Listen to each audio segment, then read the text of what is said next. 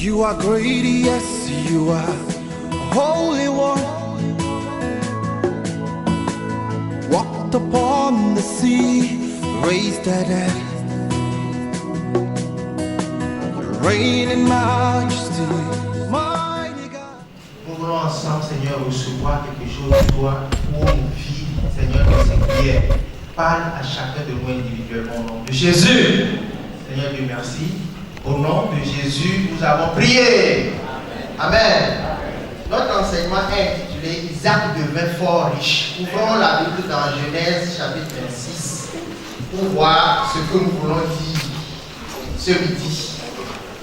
Lorsqu'on parle de richesse, lorsqu'on parle de l'argent, vous savez, lorsque quelqu'un dort, la personne dort et les gens posent à côté de lui. Bon, il dort. Mais je vous assure que dès que l'argent rentre dans la conversation, il se réveille. Alléluia. Il se réveille, il fait attention pour voir s'il aura sa part. Donc, je vais parler de l'argent et je vais vous inviter à ne pas dormir, mais à être éveillé. Donc, Genèse chapitre 26, le verset 13. Je veux vous dire que cet enseignement, c'est un cadre d'échange.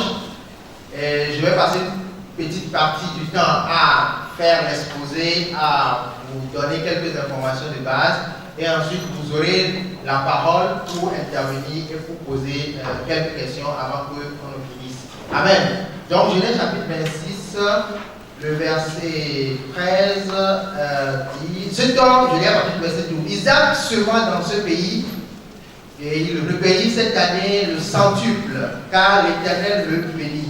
Cet homme devint riche et il alla s'enrichissant de plus en plus jusqu'à ce qu'il devint fort riche. On parle d'Isaac. Vous connaissez Isaac, c'est le fils d'Abraham. Et le Seigneur ici montre que la promesse qu'il a faite à Abraham de le bénir et de bénir toutes les postérités en son nom a commencé par s'accomplir dans la vie d'Isaac ici. Et il est devenu riche. Si Isaac vivait dans notre époque, il est fort riche. Ça signifie que sa maison sera comment? Je vous laisse imaginer. 2, 3, 4 étages. La voiture qu'il va utiliser, vous imaginez? Je ne sais pas.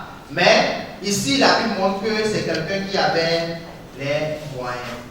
Et il avait les moyens financiers. Nous ne parlons pas de sa grâce spirituelle, ça, il y a un temps pour en parler, mais nous parlons de ses moyens financiers. Donc voilà quelqu'un qui a adoré Dieu, à qui Dieu n'a pas honte de s'associer, c'est-à-dire avec qui Dieu n'a pas honte de s'associer pour que je suis le Dieu d'Abraham, d'Isaac et de Jacob. Ça veut dire que c'est quelqu'un qui avait un agrément de Dieu, Dieu lui a signé une attestation de reconnaissance, mais qui en même temps est riche. Alléluia. Cela veut dire que l'adoration de Dieu, le fait d'être chrétien, d'être engagé pour Dieu, n'est pas incompatible avec la richesse. Je voudrais que nous puissions noter ce premier point. On pense dans la culture collective, on se dit que non, lorsque tu es chrétien, il faut être pauvre, ainsi de suite. Je voudrais que nous puissions savoir que la vie chrétienne, l'adoration de Dieu, n'est pas synonyme de pauvreté. De même, pour être équilibré, l'adoration de Dieu n'est pas synonyme de recherche effrénée de richesse. On peut être chrétien, riche et être équilibré. Donc, l'étude, cet exposé, a pour but de nous amener à cet équilibre. Amen. Nous allons rapidement voir cet enseignement en 3 petites parties. D'abord, nous parlerons de la Bible et l'argent. Qu'est-ce que la Bible dit de l'argent? Ensuite, nous allons aborder les autres et l'argent. Et nous finirons avec vous et l'argent. Dites Amen. Amen. Amen. Nous irons de côté de la Bible pour voir ce que la Bible dit. Ensuite, on verra quelques exemples de certains comportements vis-à-vis de l'argent tirés de la Bible dessus. Et ensuite, nous allons parler de vous et de l'argent. Alors, la Bible et l'argent. Ecclésiaste, chapitre 10, le verset 19. Ecclésiaste chapitre 10, le verset 19. Je lis rapidement pour vous. Je pense que mon frère a cité tout à l'heure ce verset en m'introduisant.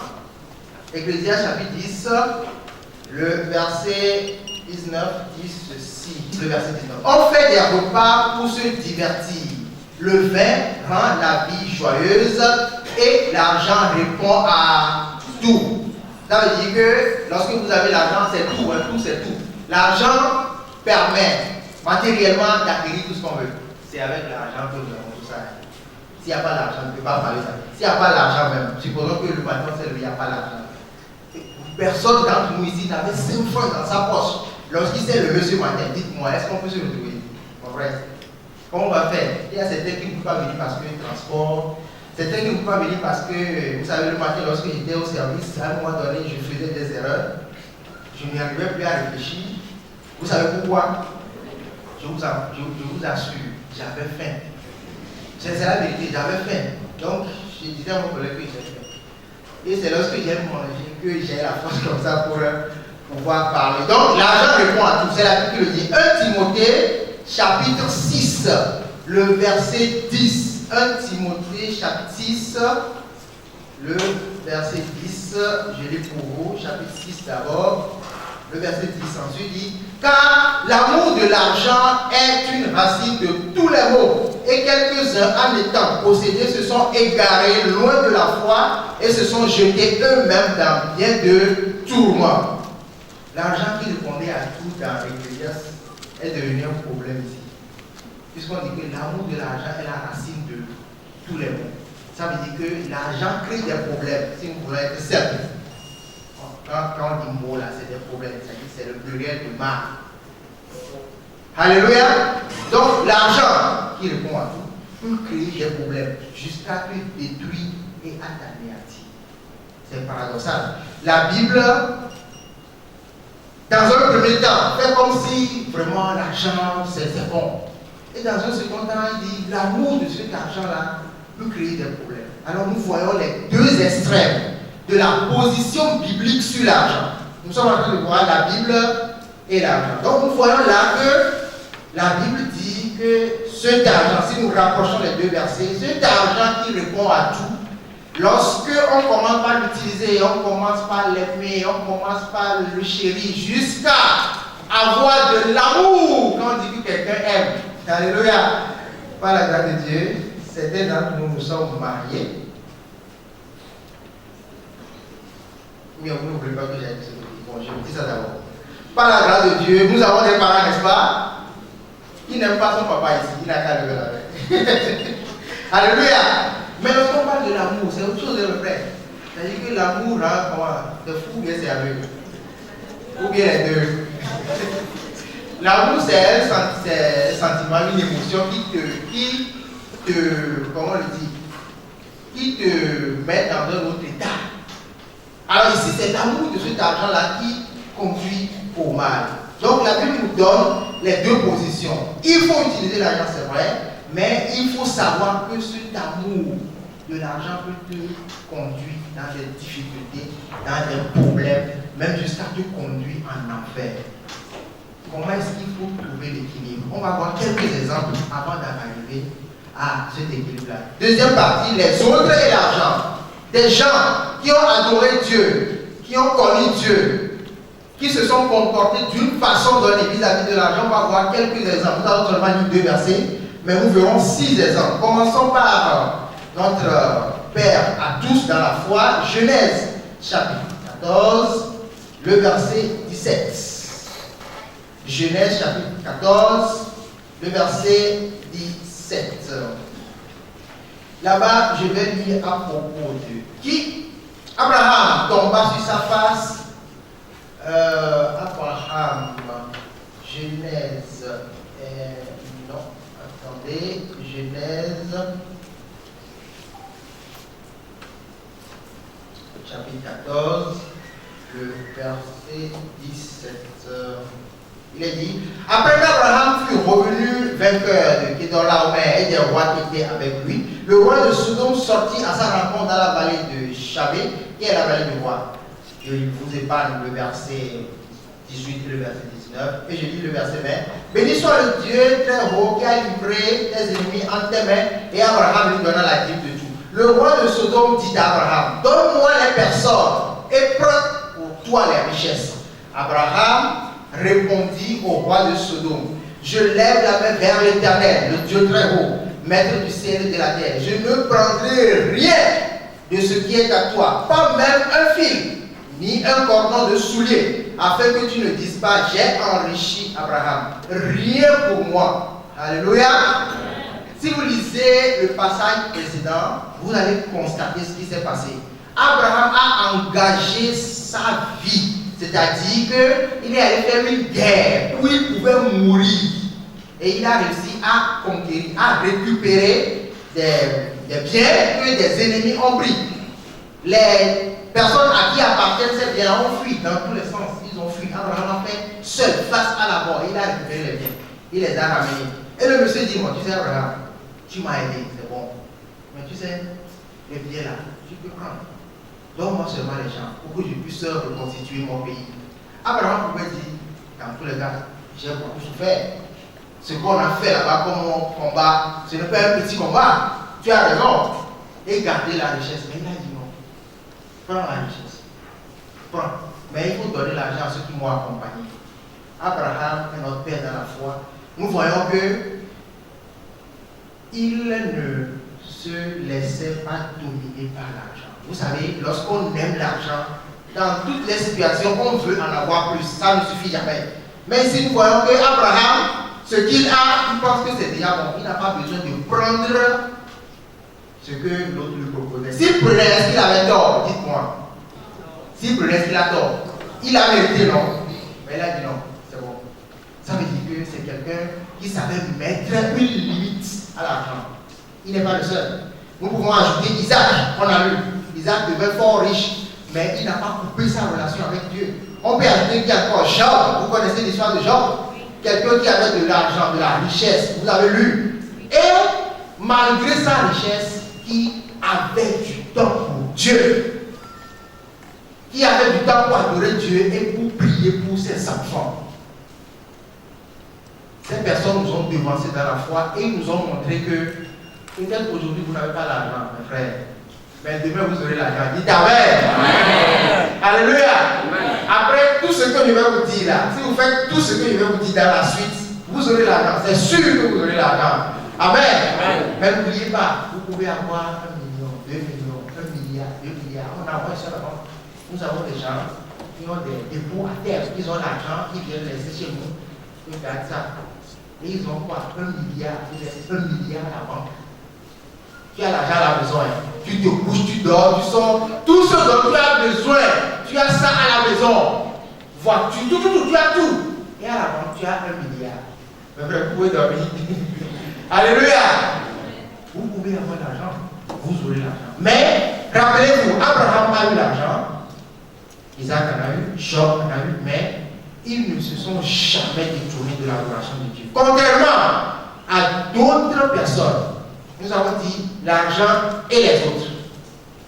À part les trois là, vous connaissez Géasi? Géasi. Qui connaît Géasi? C'est le serviteur de Élisée. Naaman est venu chez Élisée pour dire je suis malade et tout. Élisée l'a guéri. Naaman a donné l'argent à Élisée. Élisée a dit non, c'est bon, tu peux aller. Voilà pourquoi un homme équilibré. Géasi a dit mais mon patron là vraiment je ne le comprends pas. Il faut manger, il faut s'habiller. Comment il peut faire? Le gars on l'a aidé. On l'a aidé, non? Il est guéri, il a satisfaction. Mais il veut nous récompenser et puis on lui dit il faut pas être à bâti. Moi j'adore Dieu, hein, je suis vigilant. Alléluia. J'adore Dieu, mais je réfléchis. Et puis il est passé par derrière, il est allé, il a convoité ce que son patron a refusé. Il est allé prendre et il a eu la conséquence. Ça c'est une mauvaise position par rapport à l'argent. L'argent est bon, hein, mais ce n'est pas tout l'argent qui est bon. Alors, les hommes de Géasi, il y a qui encore? Judas Iscariote, vous le connaissez? Judas Iscariote.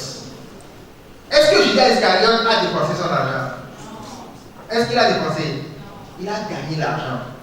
Il voulait acheter, il a gagné l'argent, mais il n'a pas pu. Vous savez, si vous voulez l'argent à tout prix, je ne parle pas de Judas Iscariote seulement, si vous voulez l'argent et que finalement vous avez l'argent, il y a de l'argent que vous aurez, mais vous ne pouvez pas dépenser.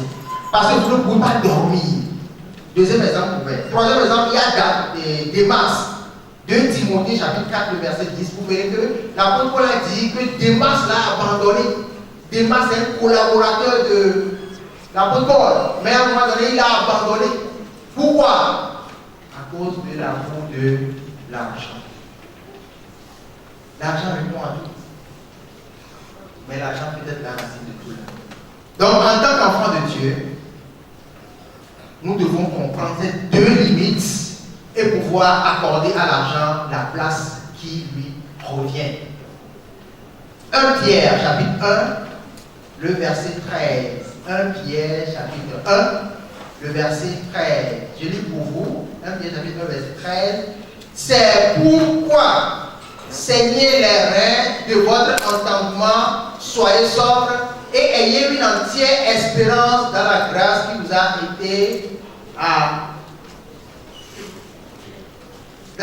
vous a été apportée lorsque Jésus-Christ paraîtra. Amen. Amen. 2 Pierre, chapitre 1, le verset 13. Donc,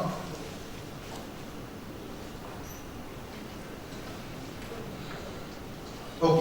Alors, si nous considérons la parole de Dieu, nous allons voir que pour être équilibré, ce que le Seigneur demande de nous, c'est d'être équilibré, d'être sobre vis-à-vis de l'argent. Amen. D'être sobre vis-à-vis de l'argent. Si vous n'avez pas cette mentalité qu'il faut que je me mette une limite pour qu'au nom de la richesse, je ne sois pas obligé de tout faire. Je ne sois pas obligé d'aller n'importe où, de dire n'importe quoi, de répondre à n'importe quel appel. Si vous ne vous mettez pas cette mentalité dans la tête, l'argent peut vous conduire sur des chemins comme Géasi, sur des chemins comme Judas, sur des chemins comme Démas. Mais lorsque en vous, vous avez cette conviction que quel que soit le niveau de ma richesse, la puissance appartient à Dieu. Et à tout moment, Dieu doit avoir sa place dans ma vie. Alors, vous allez voir que vous serez comme Abraham, vous serez comme Isaac, vous serez comme Job. Nous voyons rapidement la troisième partie qui est la plus importante. L'argent, on a vu les autres. Alléluia. On a regardé les autres. Maintenant, nous allons voir nous-mêmes. Si nous sommes d'accord qu'il nous faut de l'argent, même si nous devons être prudents, comment est-ce qu'il faut faire pour avoir l'argent? Alléluia. Comment est-ce qu'il faut faire pour avoir l'argent? Je vais vous donner des pistes pratiques qui vous permettront d'acquérir de la richesse. Numéro 1. Je vois que nous sommes sur le campus et la majorité d'entre nous ici sont des étudiants. Si j'ai une requête à vous faire aujourd'hui, mes frères et mes sœurs, suivez votre formation de façon pragmatique. Alléluia. C'est-à-dire, ce que vous apprenez au campus ici, ça peut servir à faire quoi dans la vie? Le moment où on étudie et puis on rentre sur le marché du travail et on ne sait pas ce qu'on sait faire, ce moment-là est révolu. Vous savez, quelqu'un m'a dit qu'il a la licence, il est en année de licence à la FASEC. Je dis, ah bon, c'est bien. Tu fais quoi? Il m'a dit, gestion. Ok. Si quelqu'un te prend et qu'il te dit, il paraît qu'il y a OTR qui vient me voir pour qu'on paie un coût. Moi, je n'ai pas comptabilité. Tu peux m'aider à mettre en place un système comptable. Est-ce que tu peux faire? C'est une sœur. Elle a dit, non. Alléluia.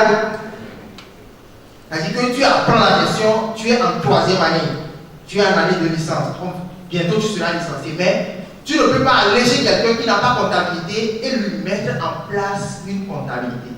Pour que la personne puisse dire à OTR que oui, on me tient une comptabilité.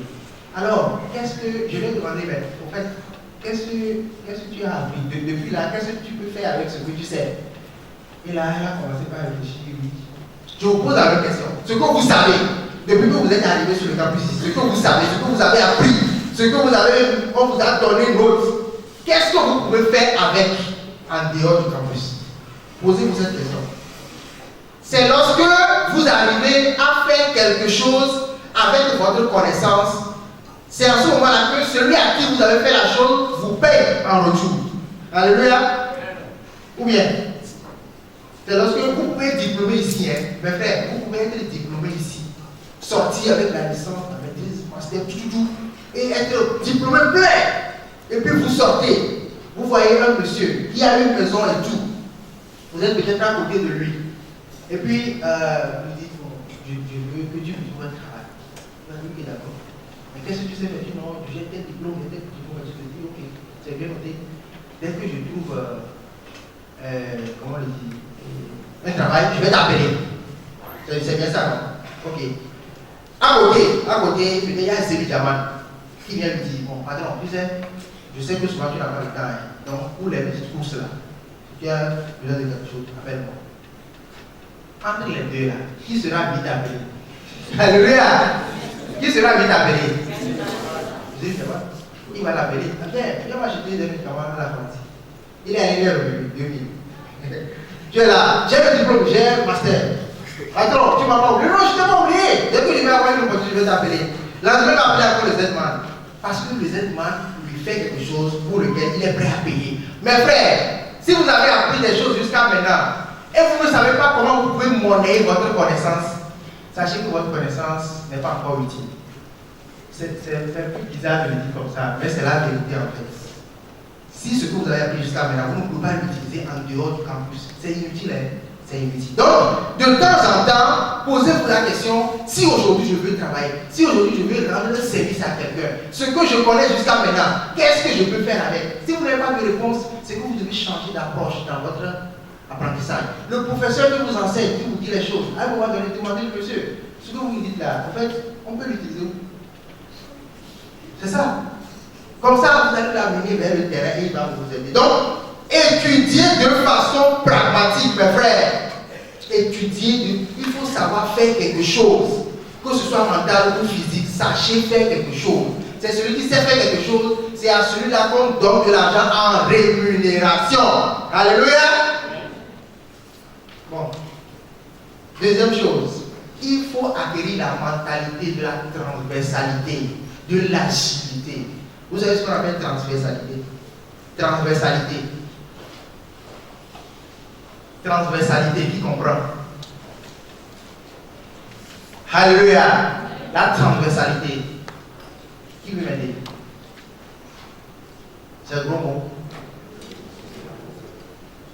Qui comprend?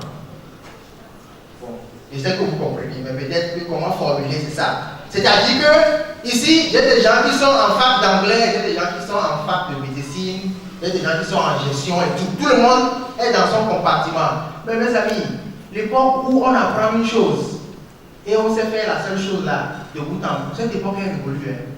C'est terminé, ça, c'est fini.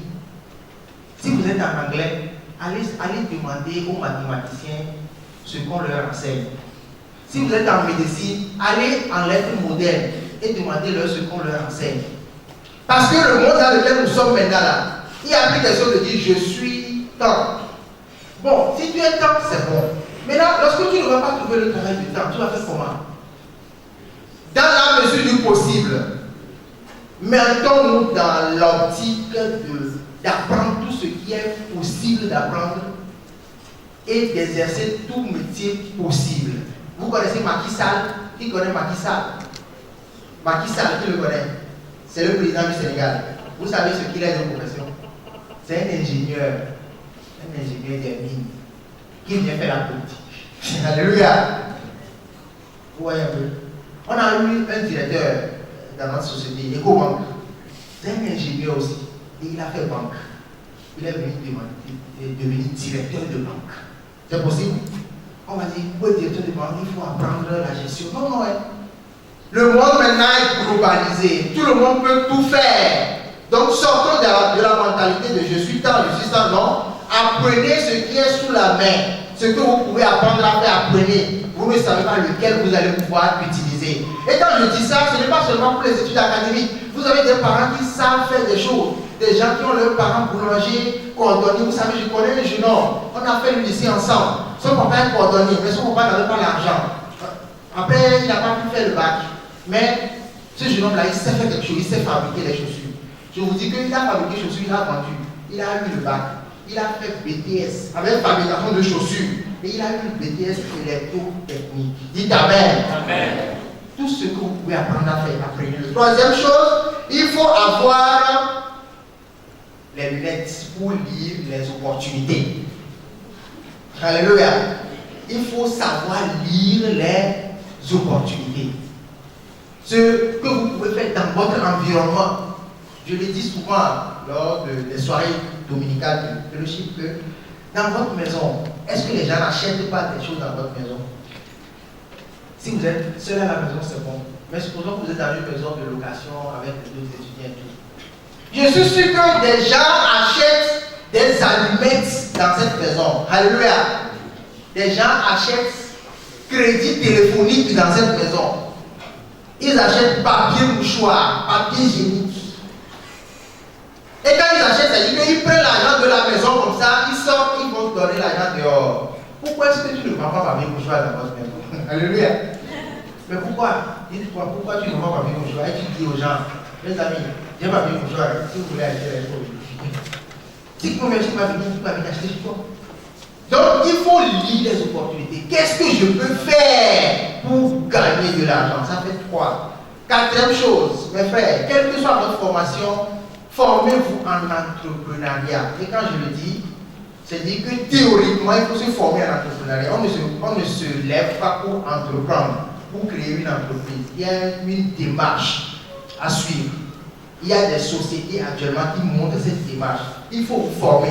Comment on écrit un plan d'affaires, comment on cherche le financement. Théoriquement, il faut le faire. Et lorsque je dis se former en entrepreneuriat, j'ai dit théoriquement, il faut apprendre à créer une entreprise. Deuxième chose, il faut avoir l'esprit de solidarité. Peut-être que l'entreprise que tu veux créer, tu ne seras pas seul à pouvoir exercer dans cette entreprise. Tu auras besoin de 3 personnes pour pouvoir exercer. Soyez prêts à collaborer. On ne peut pas réussir seul. Le Seigneur a créé les hommes pour qu'ils vivent ensemble. Personne ne doit penser que seul il peut y aller. Vous savez pourquoi l'Afrique est en retard? L'Afrique est en retard parce que les Africains pensent, entre autres, que chacun peut réussir seul. Quelqu'un a dit que toute l'Afrique de l'Ouest doit être un seul pays. Et c'est vrai. Vous voyez?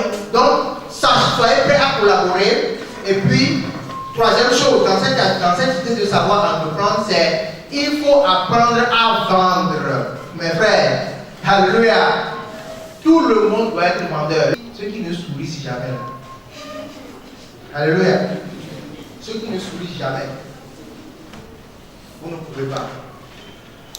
Alors, j'ai dit 4 choses déjà, je vais terminer rapidement avec les 3 autres, puisque mon temps est épuisé. 5e chose, il faut avoir l'intelligence financière, c'est-à-dire, il faut payer la dîme, il faut avoir la culture de l'épargne, il faut savoir comment fonctionnent les banques et les microfinances. Demandez, venez nous demander comment on fait prêt chez vous.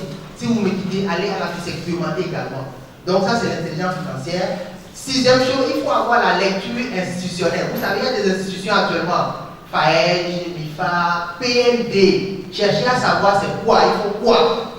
Et en dernière position, il faut prier. Alléluia. Il faut prier. C'est Dieu qui aide. Amen.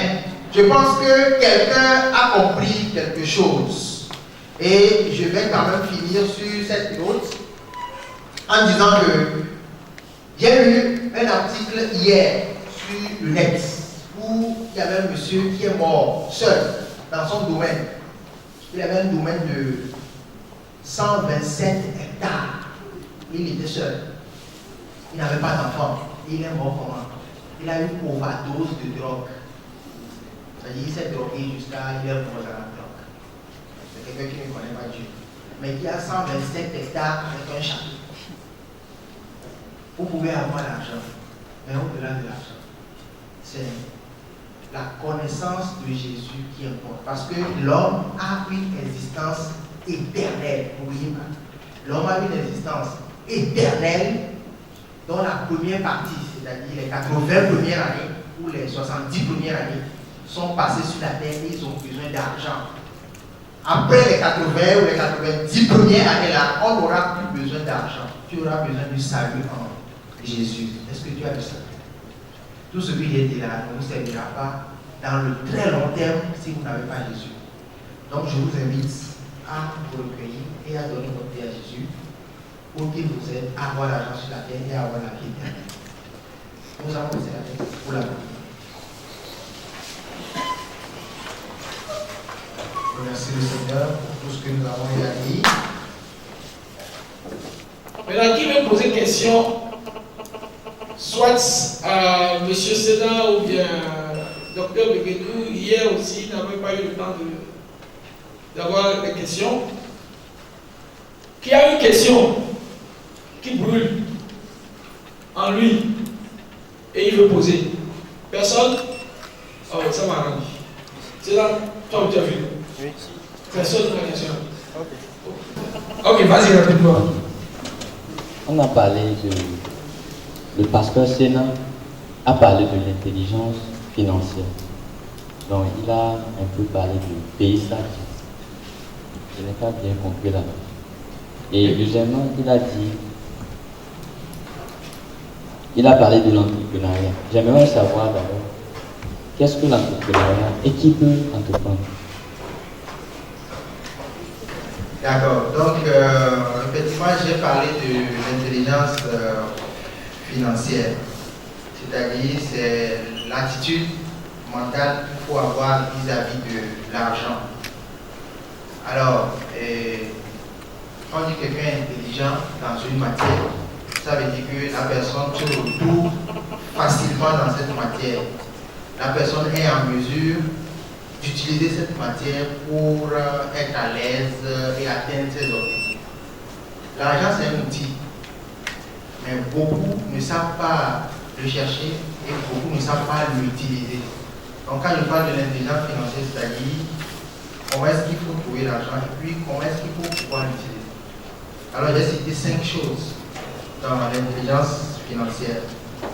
Et parmi ces 5 choses-là, c'est-à-dire, pour qu'on dise que quelqu'un a de l'intelligence financière, il faut au moins 5 éléments. La première chose, c'est que cette personne doit payer sa dîme. Vous savez, nous sommes des enfants de Dieu, et même, bon, je m'arrête au niveau des enfants de Dieu, la parole de Dieu a dit que celui qui paie sa dîme, que celui-là ne manquera pas d'argent. Et tous ceux qui ont expérimenté le paiement de la dîme, ou le fait de donner dans la maison de Dieu, tous, vous pouvez faire l'enquête, vous pouvez faire l'enquête dans votre domaine. Vous posez une première question, est-ce que tu fais ta dîme? Je dis oui. Bon, qu'est-ce que tu sens comme effet? Tous vous diront que Dieu est fidèle. Dieu bénit toujours tous ceux qui paient leur dîme. Donc, si vous voulez, non, je n'ai pas d'argent, l'argent ne suffit pas, vous ne donnez pas à l'église, vous ne donnez pas, vous ne payez pas la dîme. Je ne suis pas sûr que vous pouvez devenir riche. Je ne suis pas sûr en tant qu'enfant de Dieu. D'accord? C'est par expérience que je vous le dis. Ce n'est pas, on ne peut pas le démontrer A plus B, c'est promesse. Faites l'expérience que vous pouvez en témoigner. Donc, ça c'est la première chose. La seconde chose, c'est qu'il faut avoir la culture de l'épargne. Ceux qui sont en gestion peuvent définir facilement l'épargne. L'épargne, c'est la partie du revenu qui reste après qu'on ait satisfait ses besoins. C'est ça, non? Voilà. Et vous verrez que l'investissement, pour vous calculer l'investissement, c'est l'épargne qui permet d'investir, c'est l'épargne qui est investie. Donc, si vous voulez créer une entreprise, vous voulez investir, a priori, il faut investir sur ce que vous avez pu mettre de côté. Où est-ce que ça dit aller emprunter de l'argent à la banque et venir investir directement, a priori n'est pas bon, sauf dans la troisième partie que je vais dire.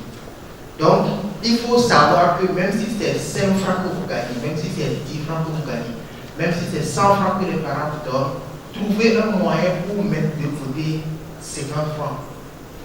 C'est capital. Donc, il faut avoir cette mentalité, ça c'est la deuxième chose. La troisième chose, c'est ce que nous appelons en gestion l'effet de levier. Les Anglais disent LBO. C'est-à-dire, c'est lorsque tu veux investir et que tu veux prendre un crédit ou bien tu demandes à donne-moi 100 000, je vais investir, je vais faire tel business. Il faut que tu sois en mesure de savoir que si je prends 100 000 et que j'investis, les 100 000 là pourront me permettre de rembourser ce que j'ai pris et me permettre de dégager du profit. C'est-à-dire que les premiers 100 000 que tu as mis en bas te servent de levier pour monter. Maintenant, si tu mets 100 000 quelque part et que cette affaire-là que tu as commencé t'oblige à aller chercher encore de l'argent pour venir payer les intérêts, de l'argent pour venir soutenir le business, il faut savoir que ce business n'est pas bon. Vous voyez ce que je dis?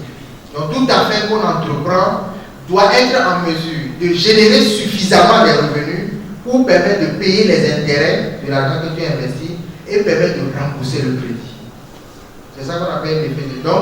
Lorsque tu fais une affaire qui ne crée pas l'effet de levier, il ne faut pas le faire avec de l'argent emprunté. Parce que tu vas, comment dire, tu vas te détruire. D'accord? Ça, c'est la troisième chose qu'il faut savoir. La quatrième chose, c'est qu'il faut comprendre comment les banques et les microfinances fonctionnent. Les gens ont de bons projets, de bonnes idées, mais ils ne savent pas quelles conditions il faut remplir pour avoir un crédit à la banque. Quelles conditions il faut remplir pour avoir un crédit dans une microfinance. Ils ne savent pas, ils ont une idée vague, il faut avoir un terrain, il faut avoir une maison. Non. Si vous voulez avoir l'intelligence financière, allez à la banque, allez dans une microfinance, demandez-leur, pour faire le crédit, on fait comment? On vous dira clairement, que ce soit microfinance ou que ce soit banque. Et lorsqu'on vous dit, et que vous êtes entrepreneur, vous voulez entreprendre, vous venez prendre les dispositions pour remplir les conditions. Je vois souvent des gens qui débarquent à la banque, j'ai besoin de l'argent, j'ai besoin de 3 millions. Voilà. Qui peut entreprendre? Tout le monde peut entreprendre, pour faire simple. Même un étudiant peut entreprendre. Qu'est-ce que l'entrepreneuriat d'abord? Voilà, voilà, l'entrepreneuriat revient à ce que j'avais dit au départ. C'est le fait de traduire une idée que vous avez en produit pour satisfaire le besoin de quelqu'un et avoir en retour la rémunération de cette personne. Vous voyez, c'est-à-dire que vous regardez, la personne a le besoin, vous allez chercher une idée pour le transformer en produit. Donc ça veut dire que c'est vendre. C'est-à-dire que pour pouvoir donner l'argent à la personne et que la personne vous paye en retour, il faut vendre. Mais il faut trouver le produit pour vendre. Mon frère. Quand j'étais encore là, on m'avait donné une définition de l'entrepreneuriat. Oui. Je crois que c'est pourquoi je ne sais pas si c'est vendre seulement. C'est pas vendre C'est seulement. que il avait dit, la définition qu'on m'avait donnée, c'est que il y a 3 notions. D'abord, idée, il y a besoin et il y a profit. Vous avez compris, non? Il a donné les 3 choses. Donc, c'est qu'il y a un besoin. Par exemple, quelqu'un a besoin de répétition, quelqu'un a besoin de traduction, quelqu'un a besoin de chocolat, quelqu'un a besoin de mouchoir. C'est le besoin. Parce qu'il n'arrive pas à sortir, il fait chaud, ainsi de suite. Maintenant, vous avez l'idée de pouvoir trouver cela et venir vendre, et venir rendre ce service. Rendre ce service. Maintenant, l'objectif, la finalité, c'est que vous avez besoin, vous faites un profit. Voilà. Quand il n'y a pas de profit, c'est ça. Donc, c'est créer et gérer l'entreprise. C'est ça. Je te rends grâce pour les orateurs que tu as utilisés. Et je te rends grâce pour toutes les sagesses que tu as déversées au milieu de nous. Maintenant que nous voulons partir, que ta grâce accompagne chacun et chacune. Que ta protection soit chacun et chacune. Que quelqu'un ait la victoire. Que quelqu'un ait la victoire sur le mal, sur le découragement, sur le péché, sur l'échec, au nom de Jésus. Seigneur, il y en a qui vont te tester avec une partie de leur revenu qu'ils vont déposer dans ce tronc. Ce n'est pas que tu en as besoin pour toi-même, mais pour eux, pour les bénir. C'est la condition que tu as laissée dans ta parole. Je prie que tous ceux qui vont mettre une partie de leur revenu dans ce tronc pour que l'évangile soit propagé sur le campus, que la bénédiction repose sur eux et sur leur descendance au nom de Jésus. Amen. Seigneur, je prie que personne n'écoute la voix de Satan pour ne pas revenir ici demain. Qu'il n'y a personne qui dise non, j'en ai eu assez. Quand nous partons, nous allons pour inviter en dizaines, en centaines, pour venir ici demain au nom de Jésus-Christ. Que le bonheur et la grâce accompagnent chacun et chacune au nom de Jésus. Amen.